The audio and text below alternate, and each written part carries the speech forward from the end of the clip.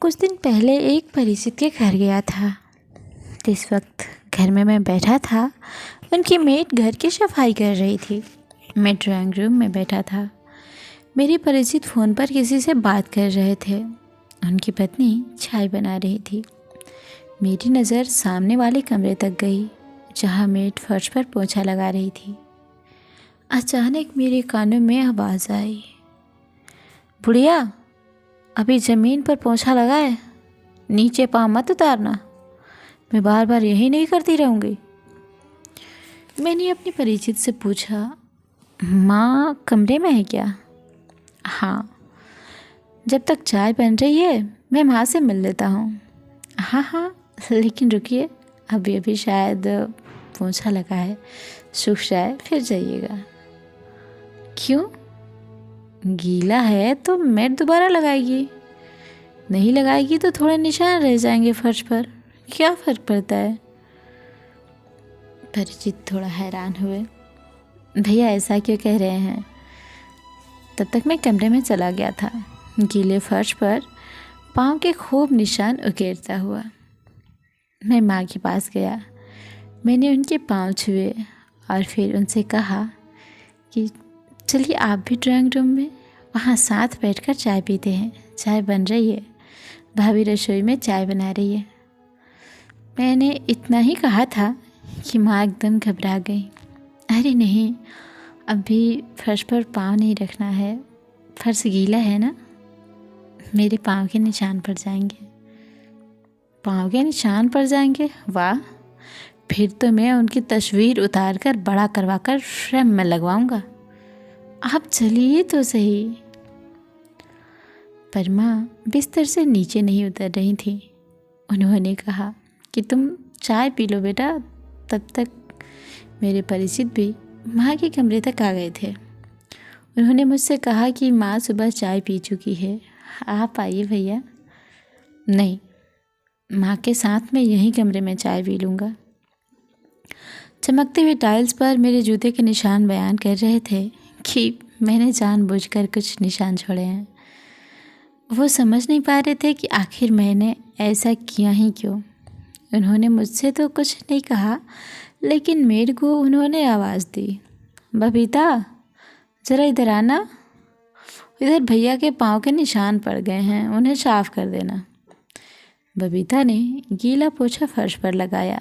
जैसे ही फर्श की दोबारा सफाई हुई, मैं फिर खड़ा होकर उस पर चल पड़ा। दोबारा निशान पड़ गए। अब बबीता हैरान थी, मेरे परिचित भी। तब तक उनकी पत्नी भी कमरे में आ चुकी थी। उन्होंने कहा, भैया आइए चाय रखी है। मैंने परिचित की पत्नी से कहा कि बुढ़िया के लिए चाय यहीं दे दीजिए। मेरे परिचित ने मेरी ओर देखा। मैंने कहा कि हैरान मत होइए। वो चुप थे। मैंने कहा कि मुझे ऐसा लगता है कि आप लोग माँ को प्यार से बुढ़िया बुलाते हैं। मेड वहीं खड़ी थी, वो भी शन्न। परिचित की पत्नी भी वहीं खड़ी थी, एकदम शन्न। परिचित ने पूछा, क्या हुआ भैया? हुआ कुछ नहीं, मैंने खुद सुना है कि आपकी बबीता माँ को बुढ़िया कहकर बुला रही थी। उसने माँ को बिस्तर से उतरने से धमकाया भी था।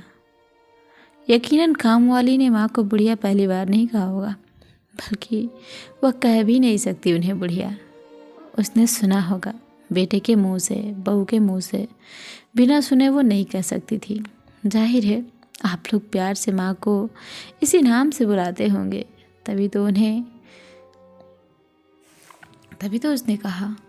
पल भर के लिए धरती हिलने लगी थी। गीले फर्श पर हजारों निशान उभर आए थे। मेरे परिचित के छोटे छोटे पाँव के निशान वहाँ उभरे हुए हैं।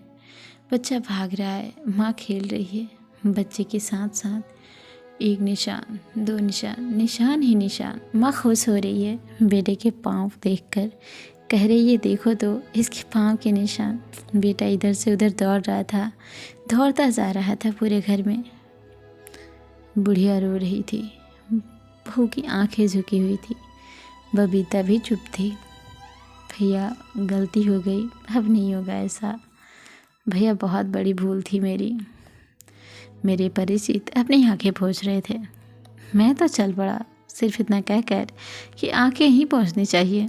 उस फर्श को तो चूम लेना चाहिए जहां माँ के पाँव के निशान पड़े हों। आज शायद हम लोग ज़्यादा पढ़ लिख कर, थोड़ा ज़्यादा कमा कर, अपने आप को बेहद प्रगतिशील और उन्नत समझकर अपने बुजुर्ग माता पिता को अपनी सो कॉल्ड स्टेटस के लायक नहीं समझते।